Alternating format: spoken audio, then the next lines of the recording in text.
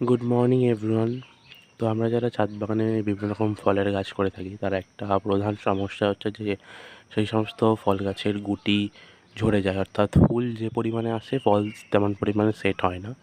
তো এর অন্যতম একটি প্রধান কারণ হচ্ছে যে পরাগ মিলন না হওয়ার কারণে।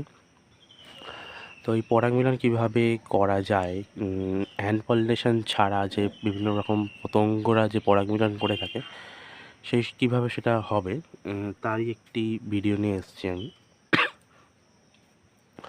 তো ছাদ বাগানে শুধু যে ফলের গাছ করলেই যে হবে না, তার জন্য কিছু আমাদের কিছু ফুলের গাছ করতে হবে। যেই সমস্ত ফুলের গাছ যেমন একটু সুগন্ধি জাতীয় ফুলের গাছ বা একটু রঙিন ফুলের গাছ, সেই সমস্ত গাছ আমাদেরকে করতে হবে।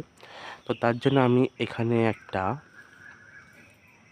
কামিনী ফুলের গাছ নিয়েছি, দেখা যাচ্ছে যে এটা হচ্ছে একটি মধু কামিনী বা চাইনিজ সুগন্ধি উদ্ভিদ নামেও পরিচিত। তো এই গাছটা দেখা যাচ্ছে যে এখানে কিছু গুটি রয়েছে দেখা যাচ্ছে। এই গাছটার একটি বৈশিষ্ট্য হচ্ছে যে এই গাছ রোদে থাকতে পছন্দ করে এবং এই রোদে রাখলে এই গাছের পাতাগুলো অনেক চকচক করে এবং এই গাছের ফুলটা একটি সাদা রঙের, ঠিক জুঁই ফুল টাইপের হয়ে থাকে আর একটু সুগন্ধি জাতীয় ফুল হয়ে থাকে, যা যে কোনো ধরনের পোকামাকড়কে আকৃষ্ট করবে।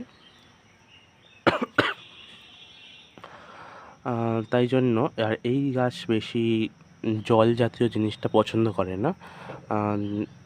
পছন্দ না করার জন্য এই গাছ অধিক সূর্যালোক পছন্দ করে।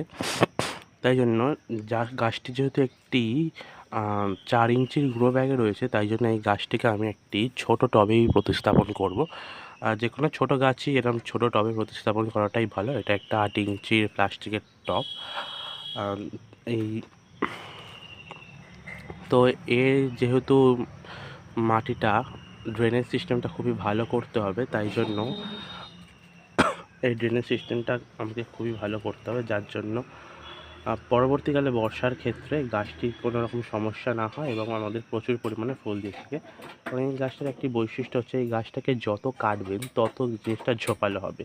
আর এই সমস্ত গাছ যদি বাড়ির সামনে বা ছাদেতে একটা যদি রাখা যায় তাহলে দেখতেও কিন্তু খুবই সুন্দর লাগে। তো এর মাটিটা আমি কীভাবে প্রস্তুত করব, তার আগে প্রথমে আমি এই টবটার ড্রেনেজ সিস্টেমটা আমি ভালো করে তৈরি করে নেব। তো এখানে কিছু ফুটো করাই আছে টবেতে, আমি আর কিছু ফুটো করছি না। তার জন্য আমি এখানে নিয়েছি কিছু পরিমাণে খোয়া বা ইটের টুকরো।